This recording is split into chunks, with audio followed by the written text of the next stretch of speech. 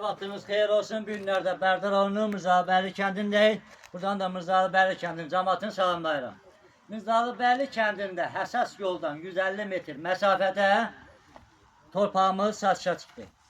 Torpağımız Krupnu zaborun içərisindədir. 40 sot torpaqdır. İndi də sizlərə ərazini təqdim edirik. Torpağımız bax buradan belə Krupnu zaborun içərisindədir. Torpağımızın ərazisində də artisan quyusu tam şəkildə hazır vəziyyətdədir. Alan şəxslər artisan quyusundan istifadə edə bilər. Nəzərinizdə bir daha çatdırım ki, torpağın da ərazisindən kanal var, qırağından gedir.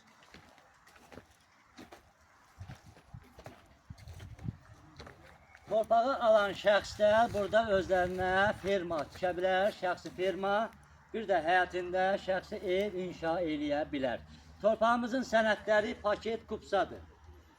Torpağımızın ərazisindən keçir qaz, işıq, su, Wi-Fi də belə mövcuddur. Torpağımızın satış qiyməti 1 sotu 2500 manatdır. Razılaşma yolda var. Allah alana da satana da xeyir versin. Sizlərlə mən idim, Baba Makrel. Sağ olun, gələn görüşlərə.